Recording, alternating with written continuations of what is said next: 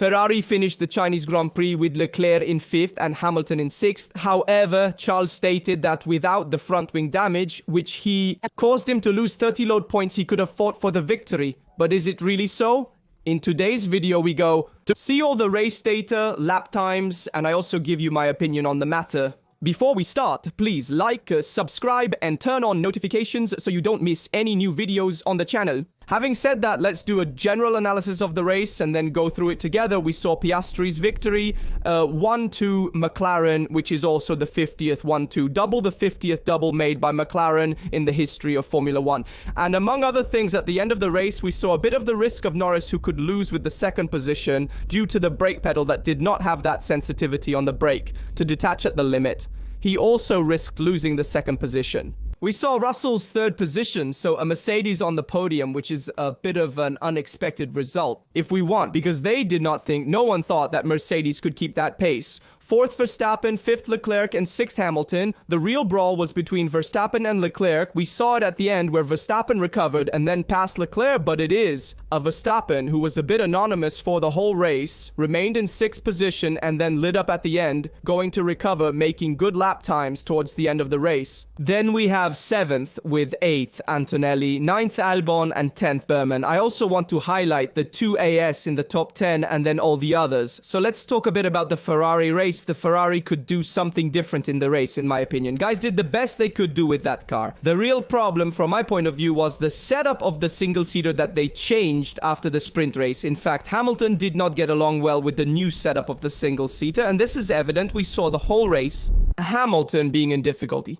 Towards the opponents at the beginning of the race, we saw Hamilton immediately put himself in 4th position, chasing the cars ahead, and in particular I thought that Hamilton could pass Russell and have more pace than the English driver. Instead, we saw that he was more in difficulty. Hamilton at the start of the race with medium tire compared to Leclerc, who also had damage to the front wing, and this makes us think, and we understood that Hamilton is not comfortable with the balance of the single-seater. He is not comfortable with the new setup, changed after the sprint race, because guys, let's be clear, if a driver goes from winning a sprint race to having so much difficulty, especially compared to his teammate who has a broken front wing, while the car may be faster on the straights, it loses a significant amount of downforce, around 30 points in the corners. There are clearly some issues with the setup, which is why Hamilton struggled to find the right balance. And for this reason, he had an uphill race with lap times, even higher than Leclerc's. Leclerc has a certain one that instead they also asked for the swap of positions to facilitate the Monegasque driver, and therefore this was the first problem. The Hamilton setup was certainly not ideal. Leclerc, on the contrary, in my opinion, he found himself better with the setup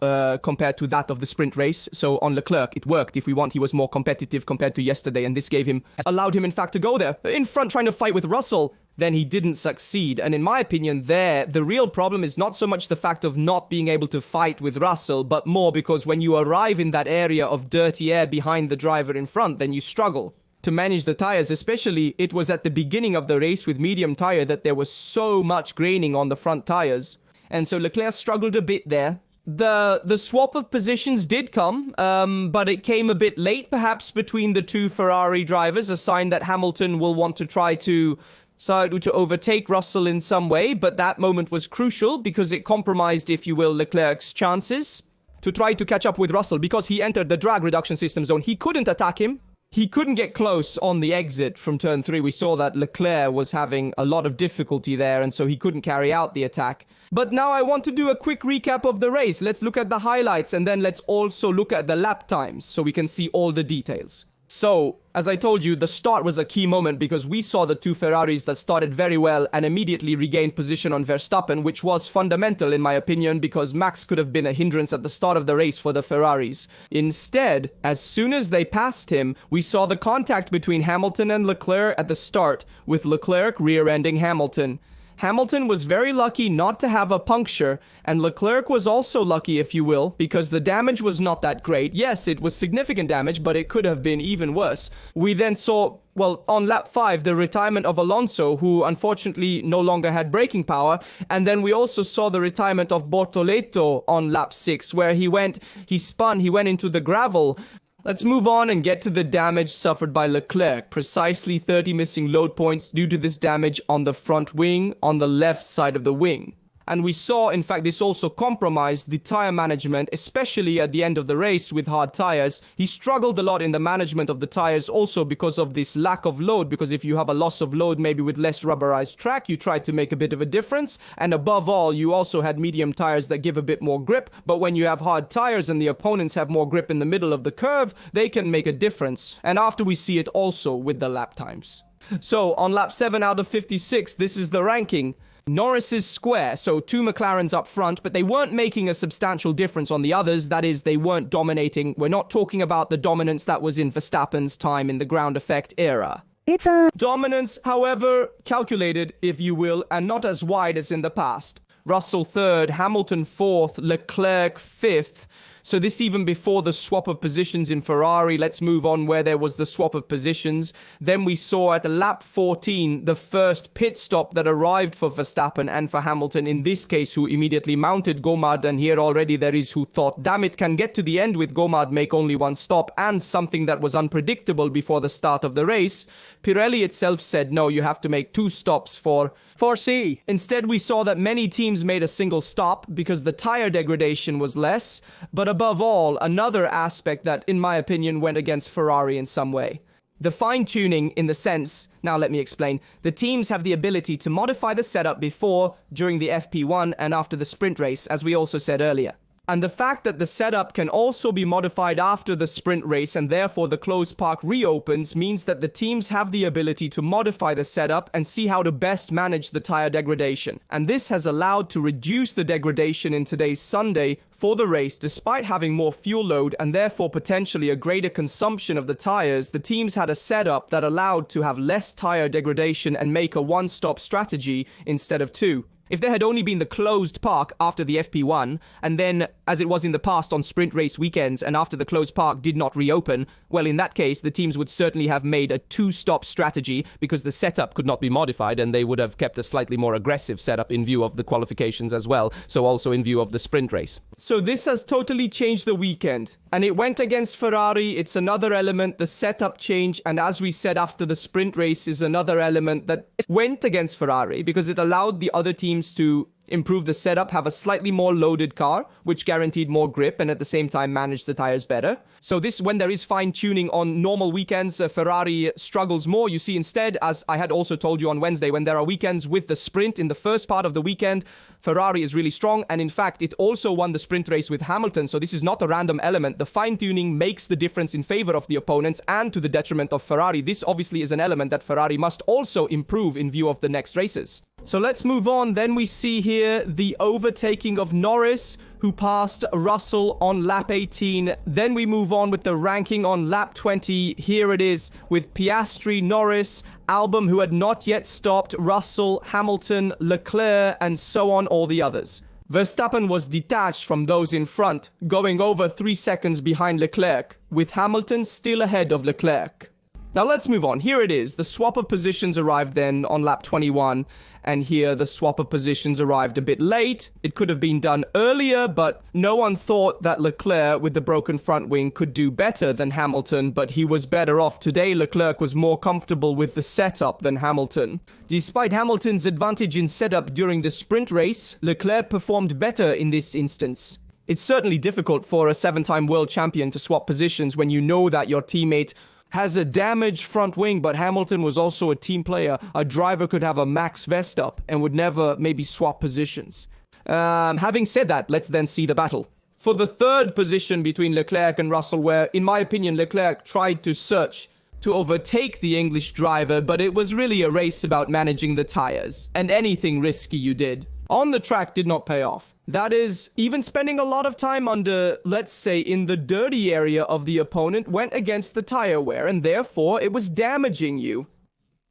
We saw a Leclerc who was struggling to find traction coming out of turn 13, which was the only overtaking point at the end in turn 14, so in the hairpin, and he couldn't stay close enough to Russell in that case, and therefore he was losing time. He was getting closer at times, but couldn't overtake due to track limitations. Lap 30, we see this ranking with Piastri, Norris, Russell, Leclerc, Hamilton, and so on, Verstappen, and so on, all the others. Let's go forward with Hamilton's pit stop made on lap 38. And here I want you, because many could say, damn, they made a mistake by stopping Hamilton. He could have gotten ahead of Verstappen. In my opinion, guys, Ferrari tried this strategy, and they did well to try to differentiate the strategy. So leave Leclerc on the track and stop Hamilton to try to make him make up for Hamilton, and then let Verstappen pass on the track. With new rubber was a bit of a gamble, inevitable. It's true, it could have been done earlier, maybe compared to lap 38, stop him a few laps earlier, but it's okay to stop him also because Verstappen was really close to Hamilton at that point. That is, at this point in the race. And so either you made Hamilton stop and try to make him recover, or otherwise Verstappen passed Hamilton on the track and then passed Leclerc. It's true that if Hamilton had stayed on the track, but with the ifs and buts, everyone is better. But if Hamilton had stayed on the track and Verstappen had to overtake both Hamilton and Leclerc, maybe Hamilton made life a little more difficult for him and Leclerc could keep that position. So we would have seen Leclerc in front, then Verstappen, and then Hamilton. So with a Verstappen sandwiched between the two Ferraris. This is true, but they tried to differentiate the strategy, and in my opinion, it's okay to gamble in these cases. Ferrari did well to try something different. Let's move on. Here, lap 39, the battle between Gasly and Berman. Let's move on, lap 40. Berman passes Gasly. Okay, lap 47, we saw Tsunoda's front problem that had to stop in the pits. Then lap 51. And here comes the other highlight of the race, in my opinion, that Norris had a brake problem and couldn't brake hard enough, let's say. This is a problem that we have seen. It has been closely monitored by McLaren. In my opinion, they managed it very well and still allowed the English driver to come second. It did not compromise his race, fortunately for Norris, and unfortunately for the opponents, because they could perhaps take advantage of this problem here. Then in lap 53, we saw the brawl between Leclerc and Verstappen. He made a hell of an overtake. Verstappen made a sensational overtake. Too bad, because Leclerc was not able to defend himself enough, both because of the damage to the front for sure, but also because he no longer had grip on the tires. In that case, Leclerc was struggling a bit more, and so this allowed Verstappen to take the fourth position. The clash between Verstappen and Leclerc was exciting, as their on-track battles and overtakes are always a thrilling spectacle. And then we saw Piastri's victory and McLaren double. A fairly predictable double. I told you yesterday it was likely that McLaren would win this race. In fact, he did. Now let's also look at the difference in lap times. First, I want to show you the difference between the two Ferrari drivers in telemetry. Let's compare the race pace of Hamilton and Leclerc. You can see that the race pace was quite similar between the two drivers, with Leclerc, however, consistently running faster than Hamilton. Not by much, but he was running faster than Hamilton. And consider that Leclerc had fewer load points compared to Hamilton himself, so imagine a Leclerc with a proper front wing would have had a better race. Certainly, in my opinion, he would have reached the podium. Going to fight for the win, he declared it himself. He said we could fight for the win with the front wing in place. In my opinion, no. But with the front wing in place, Leclerc could fight for third place. In fact, he could easily be ahead of Russell, in my opinion. We would have seen McLaren and Ferrari as the top teams, followed closely by Red Bull and Mercedes, with Red Bull slightly ahead. However, Ferrari's true potential remains unknown due to the damage to Leclerc's front wing. Anyway, this is the pace of the two drivers. I want to show you also a fast lap. We took lap 49 of Leclerc, his fast lap, and lap 35 of Hamilton, which is not his fast lap because he changed tire, and so he did better laps. But to show you the differences with the same tire. Okay, in fact, we take the lap of Leclerc, we take an equal lap, like lap 35 of Hamilton and Leclerc. So we compare them together on the same lap. Okay, so a 36.9 by Hamilton on lap 35 and a 37.1 by Leclerc on lap 35. And we see that despite Leclerc struggling more in the slow corners, precisely because of the damage to the front wing and also in the fast corners, look here how much Leclerc loses. It's an 8 miles difference between Leclerc and Hamilton. Combining the best aspects of Hamilton and Leclerc's performances, especially considering Leclerc's speed in the last corner despite the damage, would result in a highly competitive and strong lap. It's good that by combining the strengths of the two drivers, in this case not so much for driving styles, but more because one had a damaged car, the other was not comfortable with the setup of the single-seater. If we combine these two things, we see that the result is not so negative for Ferrari. Let's move on and see instead the difference between Verstappen and Leclerc, because you see that in the first part of the race Leclerc is faster. Also in the second part at the beginning with Gomard, the more the track rubber's in, the more the tires wear out. We see that instead Verstappen manages to become more competitive and Leclerc less. This is because now you find less grip in the middle of the curve, therefore in transit, due to the damage to the front wing, so we see that Leclerc was struggling more. In the fast lap compared, so in this case they made the same stops, so we can count the fast laps. Verstappen's fast lap, lap 56 Leclerc, lap 49. We see that despite Leclerc had damage to the front wing, he was not struggling so much in transit. He was losing something to Verstappen, but not a lot, not so much. And this means that, anyway, Leclerc was able to manage the, let's say, the damage and still be able to push quite to the limit. Of course, it is obvious that Verstappen was making the difference, both because he was able to have more grip on the tire because he did not have the damage to the front, and therefore he was able to manage the tires better, and also because he did not have the damage, and therefore he was able to go faster. He had more load points, that's it. Let's move on with the difference between Piastri and Leclerc. Piastri's superior race pace is evident, particularly towards the end of the race, partly due to Leclerc's skirmish with Verstappen. Despite Leclerc's damage, the difference in the middle of the curve is not as pronounced as one might expect. Let's also move on with Russell and Leclerc, and we see the same thing here. In fact, Leclerc even went faster. If we then I'll also show the difference between Leclerc, Russell, and Verstappen together, but we see in the fast curves, Leclerc was even faster despite the wing damage, so this is a big deal. Then in the slow curves, he lost, obviously, but here, Piastri, Russell, I'll also show you the lap times to see the difference between McLaren and Mercedes, which is not so marked, a sign that Mercedes, I've put it as the fourth force, could also be third in the sense that Ferrari, Red Bull, and Mercedes are very similar in terms of values on the field, on the track, but despite this, we see that the pace was quite similar, obviously in favor of Piastri, even though he was managing the race. There is also to say this, but it does not seem a clear domination of McLaren. Now, I want to show you the difference between Russell, Verstappen, and Leclerc. In this case, in the fast lap, and we see that, for example, in the fast curves, Red Bull is really strong. It's stronger than Ferrari and Mercedes. Ferrari is in the middle despite Leclerc's wing damage, and Mercedes was struggling more. So in my opinion, net of everything, Mercedes is still fourth. Strength, Ferrari. It could be second, maybe if it plays with Red Bull, because anyway, it must be said that yes, the damage to the front wing affects, but so much yes, but not so much so. It would be to re-evaluate, and we do not have the actual data to re-evaluate Leclerc's race with the intact front wing, but we can say that anyway. It's not bad. Here is the pace kept by Leclerc with the damaged front wing. It was very good. This is a bit of a summary of the race. Also tell me your opinion in the comments, how you saw the Ferrari race, if you are a bit more defeatist, as we were perhaps a bit all even after Australia, or if anyway you think, well, a sprint race we won, the damage to Leclerc's wing has affected, the changed setup did not give the hoped results on Hamilton, so there is work to do, but the situation is not so negative. I am more of this second hypothesis, this second vision, because in my opinion, Ferrari, yes, could do a little more, made a mistake to change the setup. Certainly, they know it too, but there is work to do, but the situation is not so disastrous here.